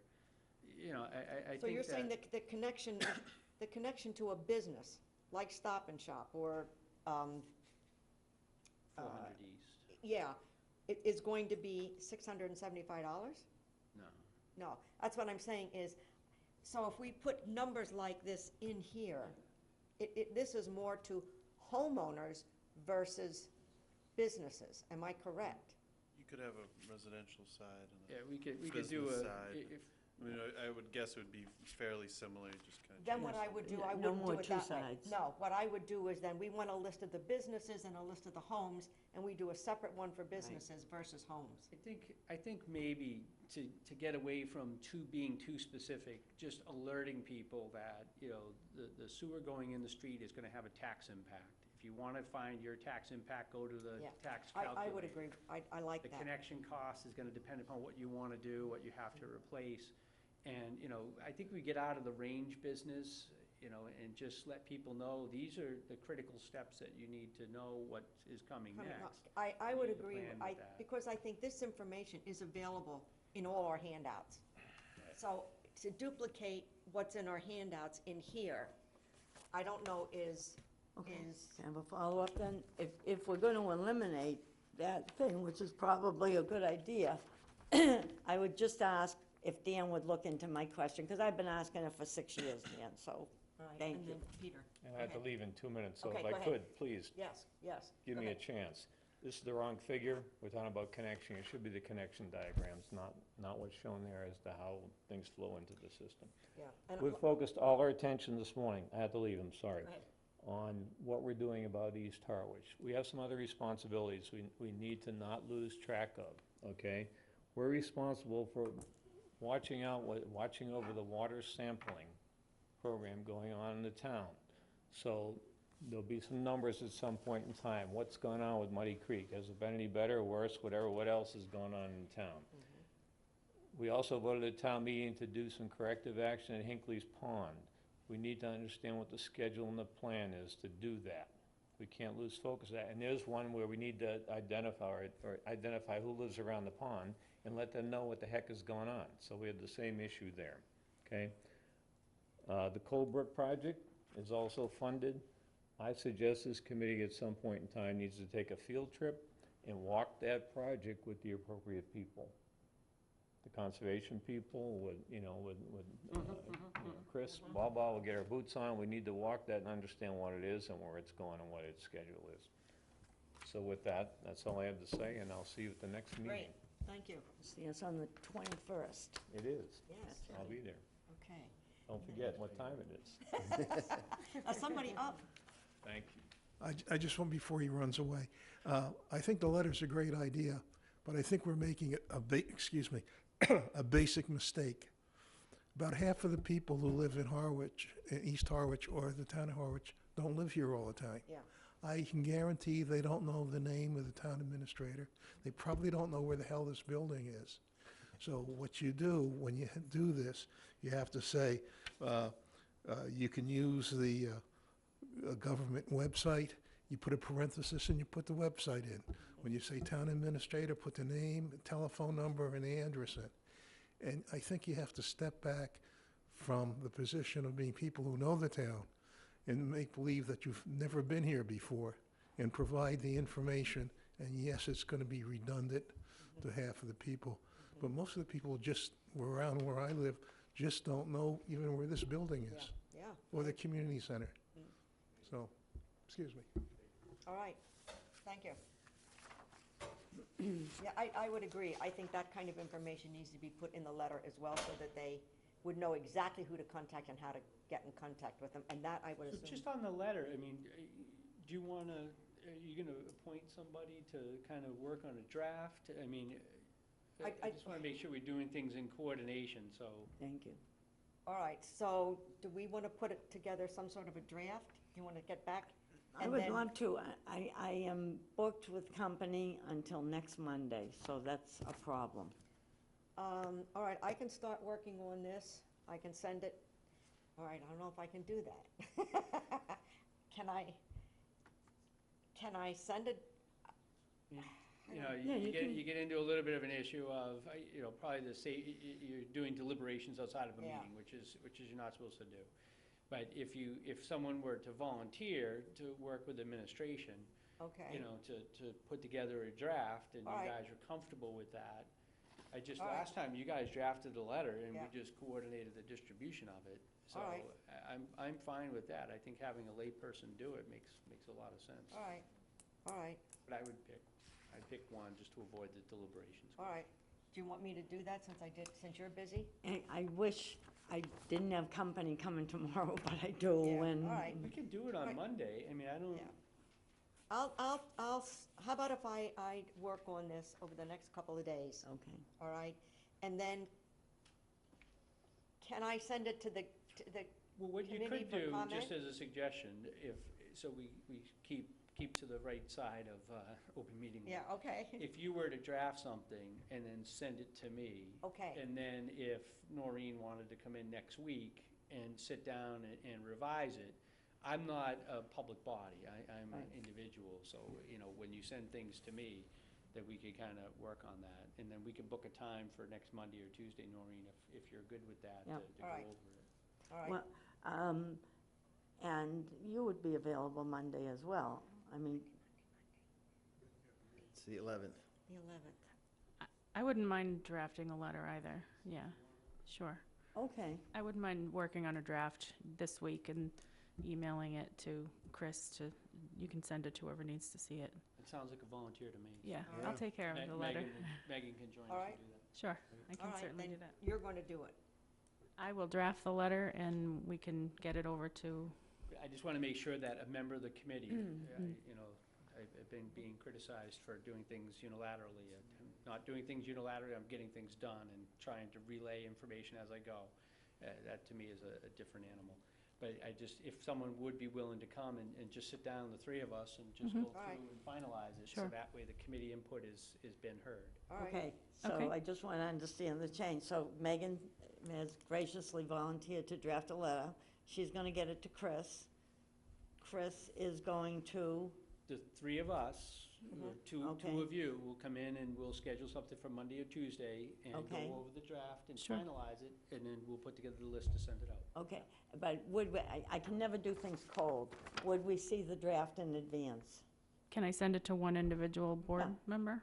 You can send it to us, we just won't respond or You just can't comment. deliberate on it. Okay, yeah, I'll send the draft to the group, to the board, and then we can make comments when we sit down on Monday. All right, Yeah, sometimes I'll even, if I send things out, say no response is necessary. Sure, You know, I can do just that. don't want people. 10 o'clock on Monday, I'm available. all right. I'm available Monday. You said yes? It's good for me. And just so I'm getting the gist of the letter, we want to make sure the people that are in the sewer area know that they're in the sewer area and they're able to access the maps and the information at town website, and these are the basic steps they're going to need to take in the next year or two. Right. Okay. Now, I'm going to throw another Do question. we out. have the time yet? 10 It's at o'clock 10 on o'clock. Monday. Okay, 10 o'clock, okay. that works for people? All right, all right. The group of people, and I don't know if we know this yet. Obviously, not everybody's going to be sewered in mass, all right? There's going to be a group that they're going to start with, a street, certain houses. Do we know who those people are? And if we don't, when will we know that? Because those are the people that are going to need to be able to decide where they want their hookups by next May. Yeah, Sequence, what's the Yeah. sequence? So, CDM has proposed to bid the sewering of East Harwich in two separate phases. So be my understanding that until they get a final design, which is really September, October, and they divide that project in half, we're not gonna be able to determine who's gonna be Right. able to go first All or right, not. and knowing that is okay, because I think then at that point, once we have that, then another letter should go out to notify those people. You're going to be in the first wave of, All what they're doing is for bidding purposes, for commercial purposes, the CDM folks believe that if we break the contract up into two pieces, we may get more competitive bids. So we're taking, basically, if you take that area and divide it into 4 pieces, they're gonna do part 1 and part 2, and then it'll be part 3 and part 4. The same bidder, I mean, could get all the work if they have the crews to be able to do it. So they will break that up. But the pipes are gonna go in the street first, and then after will be those lateral connections. right, but those lateral connections, what I'm saying is they should know or will know what streets are Yes. going to be in that first group. Those are the people, I'm assuming, that are going to need to know by May of 2019 how they, A stub location. their stub locations need to be. So what I'm saying is, as soon as we know that, then a second letter should go out to these people to say, you are in the first wave of people to be Yeah, connected. there's nothing that would prohibit us from doing another letter in that Correct, time span. correct. So now we could say, look for a Yes. postcard, and it's coming, and here's, once the bid documents are done, they'll have the sequencing of the work and when the work needs to be completed, Yes. when the bid documents are All done. right, What's gonna happen is you're gonna have a trunk line that's run down the main road that's gonna connect to Chatham. That's the first piece of pipe that's gonna go in, and then the side roads will start to connect in. But there will be a trunk line, a backbone, if you will, that's gonna go in first. Okay? my question was, like, who is going to be the first streets that are going to connect to that? So that we can, those are the people, I'm assuming, need to know where they want it coming, their trunk line from their house. Well, the trunk line's down the main road. Oh, that's down the main, all right. That's the But main where they road. want to connect to that trunk line, The lateral. the laterals. That's what these people, come May of 2019, there's going to be a group of people that need to know that or have made that decision. So what I'm saying is, once we know what street, it's going to be ABC Street, or whatever streets are going to be the first ones done, then a second letter, another letter should go out stating, you're in the first wave, and you will need to know this, as opposed to second, third, and fourth. But I think, just to be clear, they're gonna put the line down the middle of the street, they'll put the lateral. Once the system is activated, they will get a letter that then says, from the Board of Health, you have, at least right now, 1 year to connect in. And, oh, by the way, here's exactly where your lateral is. Right. So not everyone will want to immediately do it as soon as that's available. No, but no, and I'm not saying that, but I'm saying the first group that does. We can let them. The understanding that, from what I heard, was there are going to be some people come May of 2019 that need to know where they want it coming out of their house. Am I correct? Am I correct? Yeah, I think that, All right. once the design is there and then. Right. Because that gets to, if I'm building a sunroom or I'm doing whatever, I mean, it's all individual when they, Right, when they but want it. there's going to be a first wave of those people of, I don't know how many it'll be. That main trunk line is going, you're going to need to know where you want your stub off of that line, Yes, before it's time to connect your house. right. So when Right. did what group of people need to know where they want it coming out of their house? Those trunk lines, I believe, are gonna be going in fairly quickly, throughout the entire phase 2. So I don't think there's a group of places that are gonna need it faster than anyone else. So then, from what I understand from a previous meeting, that there was a group of people that needed to know by 2019, May of 2019, where they want their laterals. All of them. Pretty So much now all we're of saying phase 2. everybody. So, all right, so we've got less than a year to give the people the information that they would need to get an engineer or whatever they need to get to make their decision on where they want their lateral. So we're saying everybody that's going to be sewered needs to know that by May of 2019. Is that correct? It's beneficial for them to know that information. If they don't, it's really not the end of the world if they have their lateral put in 10 feet here or there on their property line. These sewer lines are flexible. They're somewhat flexible. Somewhat. All right. Right. All right, that's a different, all right. Yeah, It's a little bit different than the what I had the understood. sewer mains going in the street are gonna take less than a year to put in. All right. So that's what those people need to know. All of them then, not just a group. All right. All right. We did have an update from the town administrator, unless you have anything else you want to add. Actually, I do have one. I just want the committee to kind of start to think about, you know, at this stage, I still have DHY, you know, we're going to start negotiating that. Once we get to kind of the construction, we'll have people that will do oversight, we'll have the clerk, you know, the clerk to be able to do that. The one thing I think that I'm getting a little bit nervous about is we had those, the permits have been issued from DEP and from the commission. And actually, Madam Chair, you went through and did that spreadsheet Yes. on all the compliance topics. And I think that, you know, there's a lot of elements of those compliance topics that are very relevant to our discussion. You know, this year, we've probably taken 30-something acres Yeah. and is now making that conservation land. Yeah. And one of the things is, where are we with that? And it's 30 pages of specific compliance requests.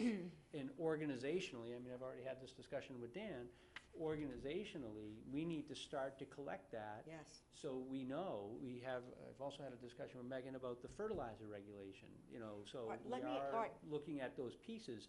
And we need to start partitioning that work, because that's a Yes. ton of work, and who wants to do what pieces? Who wants to do Concom, who wants to do health? All right. And those elements, because that work is All right. is To coming. that point, and I had thought about this. At one point, we said we wanted to get it on the website. Now, I don't know if we want it on the website that's going to be available to the general public, but we need something, some sort of where we can keep track and say, yes, this was done on such and such a date. Yes. Or an initial. Somebody's got to verify that they put it there, not where you look at it and it says, oh, I don't know who put it there. So that needs to be on the website, so Yeah, that, or somewhere, not on a website, but something where you people can get to see it. We probably will do an internal website or. Yes. Yeah, we Yeah. could set up a Dropbox and just, everyone And can have people access the up- master document and update it as needed. All right, and that's fine, because I know that's the route you wanted to go, Right. all right? What I'm saying is, who is going to be responsible to make sure that the people put it in there? Because I have had that experience in my previous job, where people are told to put it in there, and then it doesn't happen. And somebody has to be able to say, did you put your information in there, and if not, why not? All right? Because, and that's got to be a person or a small group of people. I thought at some point the idea was eventually it would go over to Wastewater, and they would maintain it. But somebody, we can look at it as a committee and say, hey, this looks like something should have been sent in, this should have been done. But then do we have the authority to go back to whatever group it is and say, hey, where is that? Do we come to you? Yeah, Who do we go to? I think the way we've kind of, at least I've envisioned this, is that we have to take it, actually, I know you work with Charlene to put it together. I don't have Charlene anymore, so we need to pick Yeah. that up and get that on, and maybe Evan and Dan can work on it. And then my plan is to, once we divvy up the pieces of who's doing what, after a department heads meeting, I will distribute those pieces and let people know, here's how you access it, here's the information that you need to keep up, and you have to keep it up to date. All right, so how do we get that on? Ultimately, as town administrator, it's gonna be my responsibility to make sure that we have people comply with that. All right, I'm not gonna be data inputting Yeah. all this information myself, but I think if we do it at a department head meeting and divvy it up, so people know what their obligations are. all right, And so, once we get that built, I think all right, having who's your doing that? guys' Who's gonna input- build that? Now, wait a minute. Who's gonna build that? Well, we have the Excel spreadsheet. I mean, Charlene spent it and you spent a Well, all right, tremendous there amount of were time different building versions. those. There were different building those. versions. Yes, all we right? have to reconcile those versions and get that Right. acceptable for everyone and online. All right, so who am I gonna work with on that? And then who is going to put it in whatever kind of, wherever it's gonna go? So I'll assign this, since I assigned it once before to the assistant. I'll have Evan work with All right. Dan to get kind of a status as to where it is, and All then right. you guys can meet to reconcile the version. All right, because, yeah, Charlene had added points in there that are not actually in the decision. I followed the decision so that you would know exactly where to go if you needed further explanation. So I have the form that I think the board had looked at and decided that was the one they were gonna go with. Can you please send that to me? I don't know if I received it in the past. Yes, as soon as I can get to it, but right now my computer is out of commission because gonna we're hold you working to on that. a house. And it's like, I'll send like, it. like, I don't know if you have the final one that we were going to use. So what I'm saying is, if you can wait till next week. Sure. We'll figure it out. Go ahead. Okay, so I just want to step a half a step back and echo that with Chris, I want to be really clear this year about who's doing what. So we go ahead in a coordinated manner now that we have a vote. And, you know, that report was written by another committee. I just want to remind everyone that had 7 members and had, you know, a different vision, a different charge. So we're taking, I'm not saying we don't do it, but we've just taken on a step-by-step guide. We're doing a letter. We're talking about meeting with businesses and developers. There's 4 of us. I'm so sad to announce this is Chris Harlow's last meeting. All right, we can say more about that later. So at any rate, I just hope that, you know, knowing that that was done by another larger committee and everything, that people will be explicit about what the 4 of us are being asked to do until the interview committee has time to give us a 5th person at least. All right, as far as that goes, my feeling on that is the board had already okayed that. I don't think that needs to come back to this committee, because if it does, it's going to take forever till we get that on the website. That wasn't what I meant at all. Okay. What I meant is, in terms of who's doing what are our priorities, there's 4 of us doing a step-by-step guide, a letter, meetings with people, and that. I just need to know, as Chris said, who's doing what, because if we all do everything, nothing will get done. All right. So I will work with, You can work with Evan and Dan. all right, and I will get that, I just need his email, I need your information, and as soon as I can get to that, I'm gonna say by next week I will be able to take everything out and I can get back to my computer and send it to you. What makes you think I don't have the final version? Because I don't know which one you have. Well, I'll send it to you. Oh, Okay. you can't see it. I can't, that's my problem right now. Well, So I don't know. why would somebody have not sent me the final? I don't know where you got it from. You. Oh, you got it from me. Then you probably, okay, then you probably do have that one, all right? I just wasn't sure, so, all right, maybe I will stop over, oh, you have company, and see what it looks like, and if that's the one, you can send it out to them. I just Yeah. can't get to it till next week. Well, All she right, could- we'll figure it out. She could email us and you could just come to the town hall. Yeah. Way too. All right, so now, with that, all right, is information, and if you remember the decision, that started that was okayed or whatever, in August.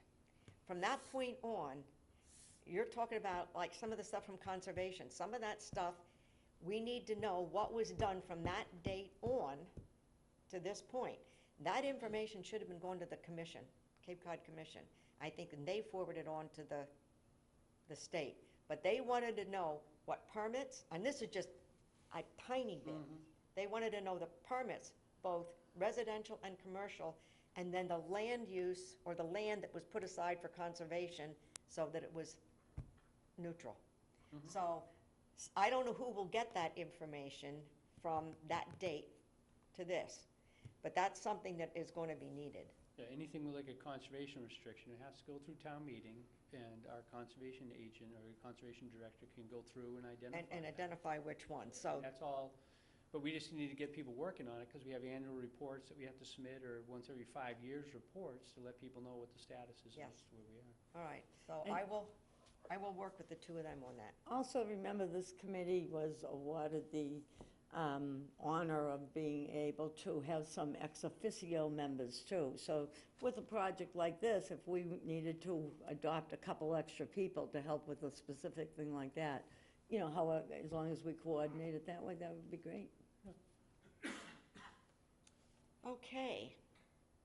Anything else? We covered a lot today. And just for informational purposes, you know, obviously trying to work through the organization, on Hinckley's Pond, I think I'm gonna have Heinz Proft is gonna be the department head responsible for that.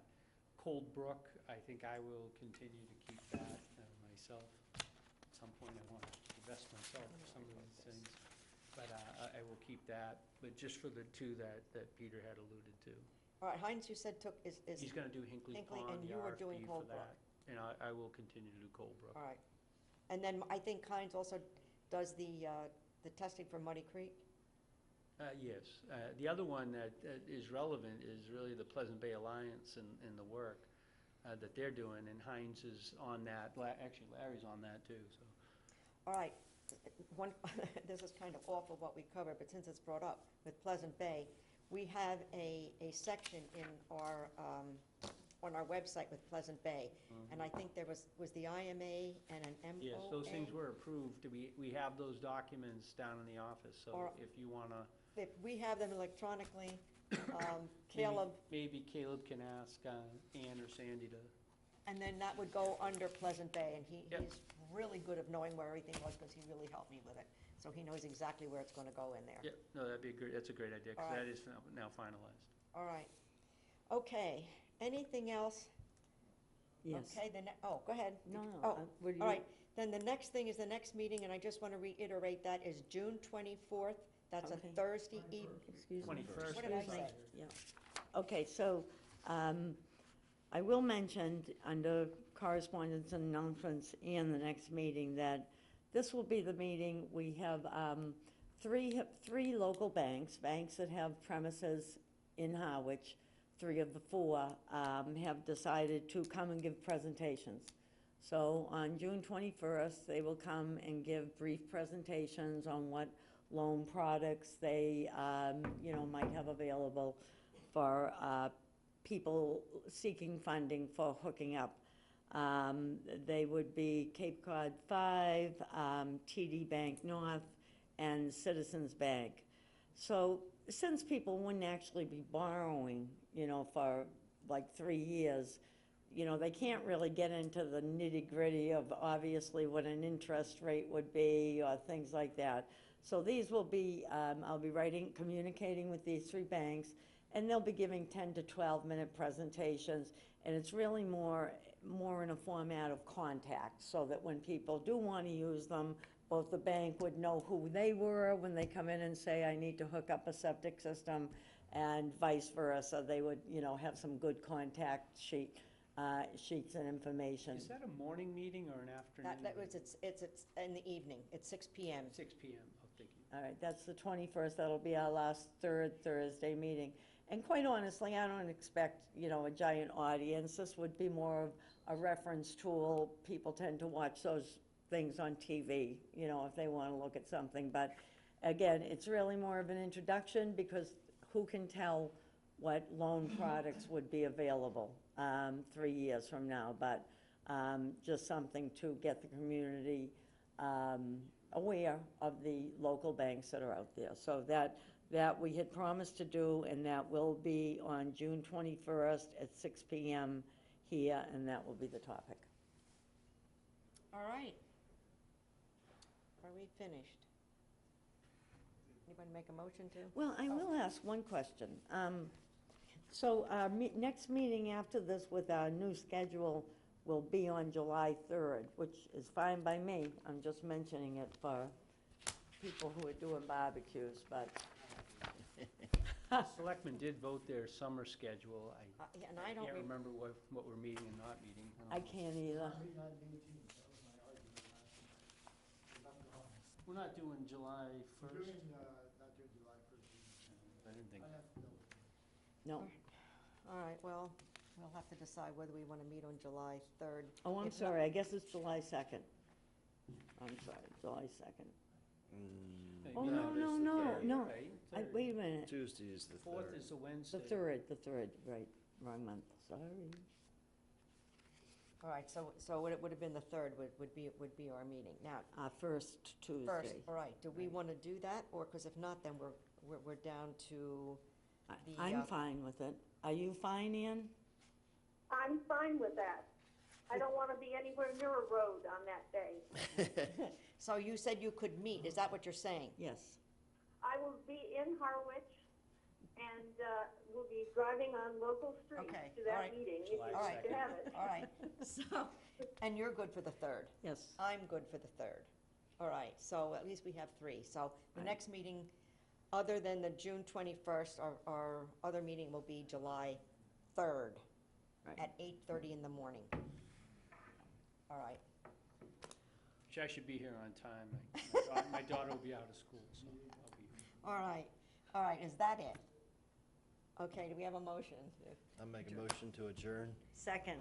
That's your last motion. So this is the end, Yeah. after I have to say, even though we adjourned, Chris has been doing this for well over 10 years.